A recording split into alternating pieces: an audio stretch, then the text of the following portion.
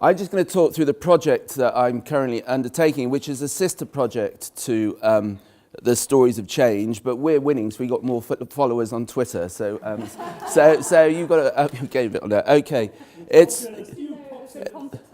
no, the bottom one.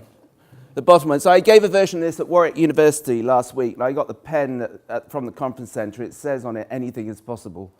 So, right, I bit more with Mike on that sort of stuff, I think. Okay, so I'm just going to go through this project. There's too many slides here, so I'll whiz through some of them very quickly. Some of them are very plain facts about the project, but really, hopefully, this is interdisciplinary research in action and hopefully some form of environmental humanities in action. So the basic facts, this is Arts Humanities Research Council Connected Communities Programme, the Communities, Cultures, Environment and Sustainability Large Grant, which is the same programme as Stories of Change. The long title is Towards Hydrocitizenship, Connecting Communities with and Through Responses to Interdependent Multiple Water Issues. It's about £1.5 million, so that stuff last night about the arts and humanities need money. Well, it is possible to get it sometimes if you go to a sand pit in a weird place in Bristol. So the trouble with this project, or the good thing and the bad thing, there's about 28 partners in it, including artists, community groups, and researchers from West of England, Manchester, Brighton, Middlesex, Aberystwyth, Bangor, Newcastle. Herding cats does not come into it. And I know Joe Smith has said, in private, he said the same about the other project as well. But so we use maps a lot, and we use sort of street art quite a lot. So these are the three aims. I'm not going to read it all out, but the three aims at the top of the project to really look at local communities and how they're embedded in the hydrosphere, which means everything about water.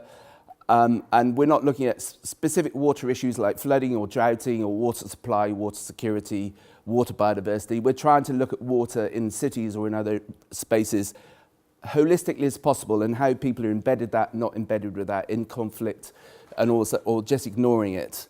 So that's aim one, and obviously climate change and the sort of 21st century is the century of water strife and water aggravation is a big background to that.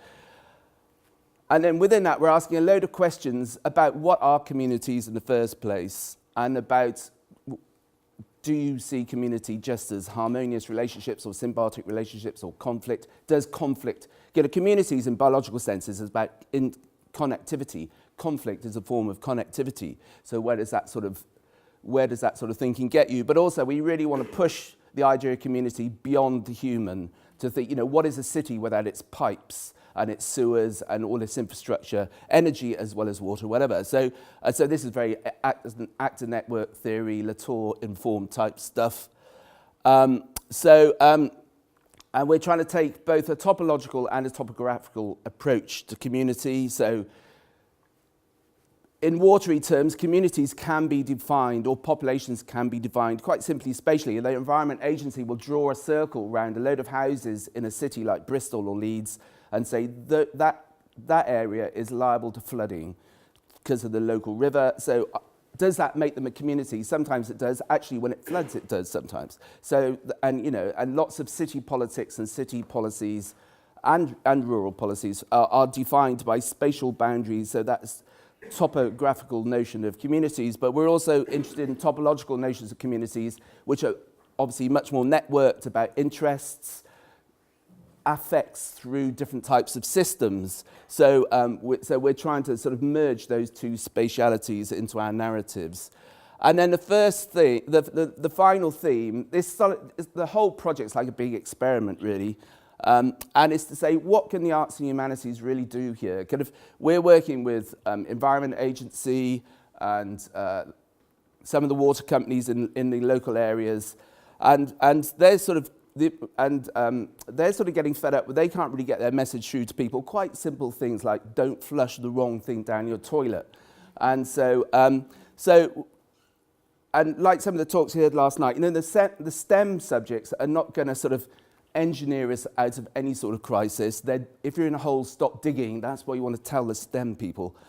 So the arts and humanities have a really big role in trying to communicate differently, think differently, and create differently. And so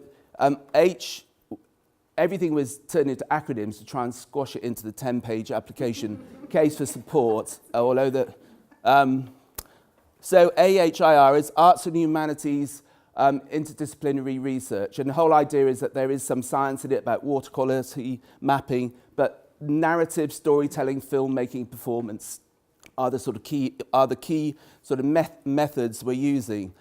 And we're not really sort of going to communities and looking at them and sort of studying them in a sort of representational sense. It's a much more creative intervention, co-producing, where we go to people and start talking to them and see what emerges. So the whole thing is non-representational, it's critical creative, and I think really that sort of ties into all sorts of process philosophy things, which I won't sort of drone on about now. So there's filmmakers, storytelling is a big thing, as I've said. There are some sort of more fully on sort of social activist people who work with young people. Street theatre, we employ them because they're more cheerful than us. So hydrocitizenship was coined as a deliberate subset of ecological citizenship. So I'm just going to reflect a bit on that aspect of it. So we're all very obviously ecological. You know, gases go in and out of us, food goes in and out of us, energy, water and everything. We have a complex biome within us, obviously, and we're ecological creatures. So it's not a case about making humans ecological, because we are already. It's recognizing the ecological nature of our existence, and that's what modernity has sort of managed to break, that recognition and that link. And so, we think that's a big feature in the whole idea of ecocide, and Latour's notion of the modern has created all these horrible monsters that are sort of gobbling up the world. Well, Guattari says much the same in the three ecologies. And so modernity is a crisis of unimaginably grim proportions, like all the plastic in the sea we just heard about. That's just one really grisly example of it all. And so people need to re-understand their ecological embeddedness in the world to, if we've got any chance of doing anything. The environmental crisis is embedded in everything in this room, every person in this room, every piece of clothing in this room. It's right in it, right through it. So we say, okay, ecological citizenship is too big a thing to confront. But if you take water or energy, then you can boil it, you're boiling it down to a simpler set of narratives or more defined set of narratives. So hydrocitizenship is a subset of ecological citizenship. And we're really like the idea, the United Nations said that children are a good indicator species for cities. If a city is working well, for what? If cities are working well for children, they've got to work well in lots of ways. We think that's the sort of same for water. If a city can really look after its water in the round, then has to get a lot of things right. And so water in sort of collective terms and in sort of individual terms we're palpably connected to a whole set of systems. I spend most of my time just stealing things very quickly off Google.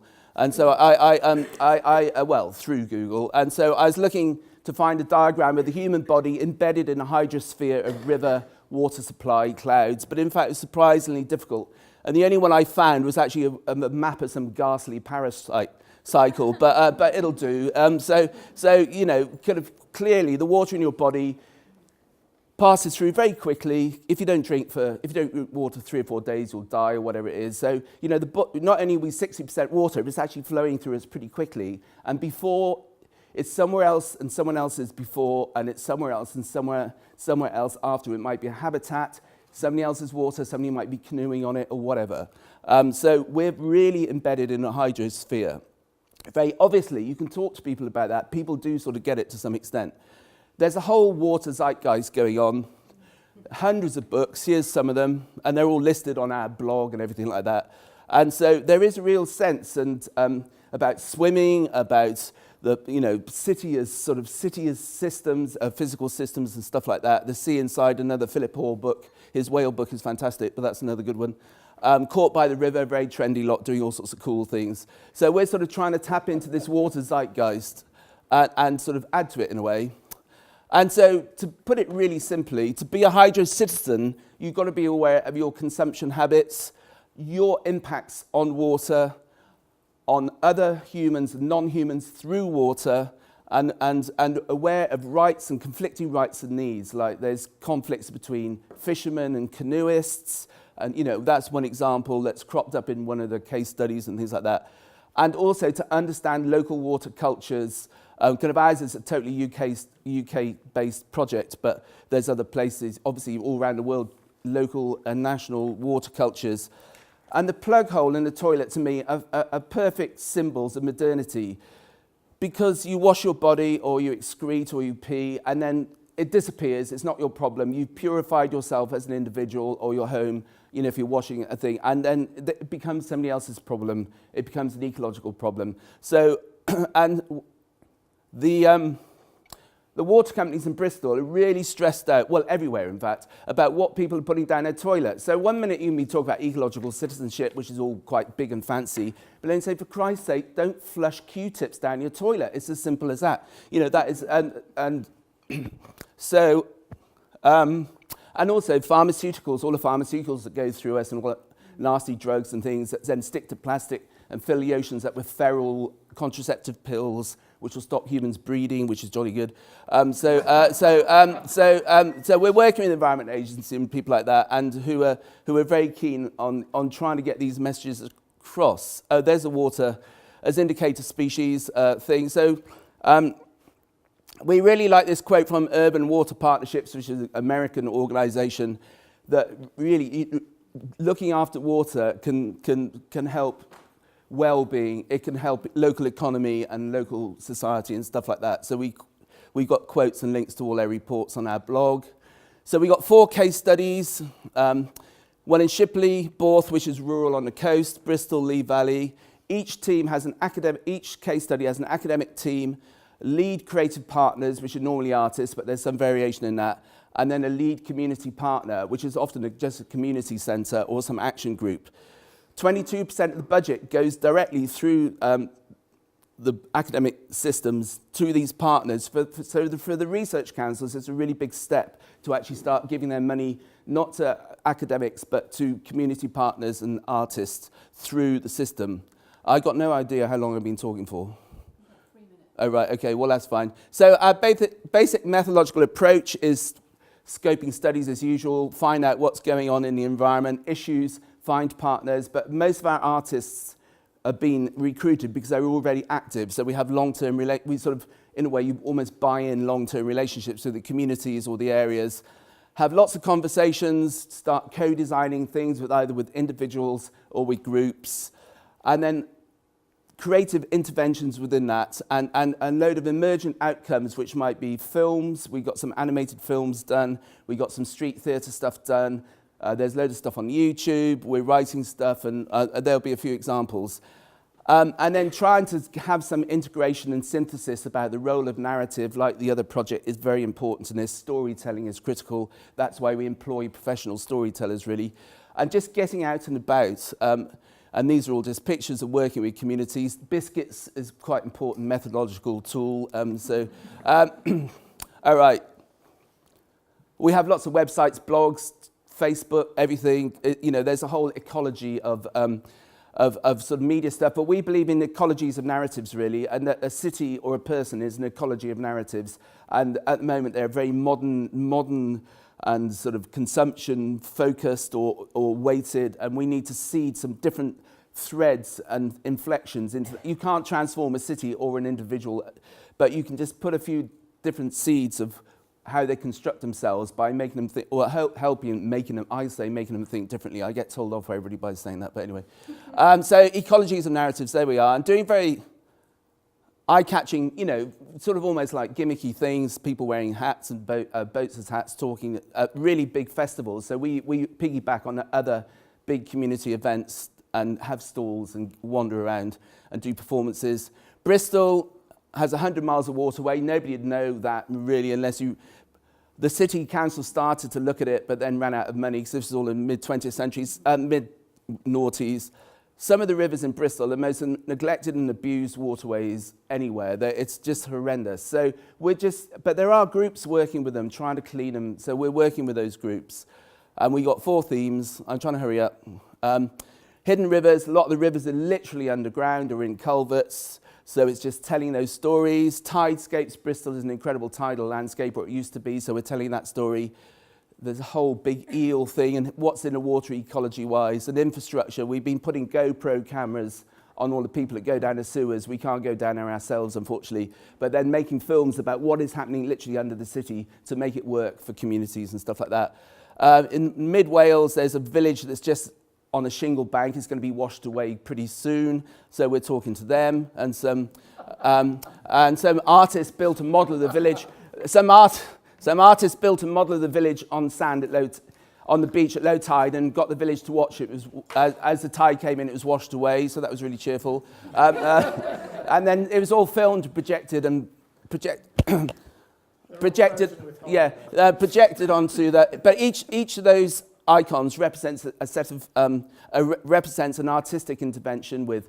And one example is the watershed. So this woman talked to a community, and they said, I'm going to stop on this slide because I'm getting bored of this now. So she talked to the community, a community group, and they got allotments, and they got water issues. So they built using using recycled material, and the time went to the artist. So the artist had some paid time from the project. They built a watershed, which is a sort of a meeting place, but also actually gathers water. And there's other stuff, and there's other stuff, and there's other stuff, and there's other stuff, and that's it. Oh, there's a huge, great online thing as well, which about 300 people are members of, and we use humour.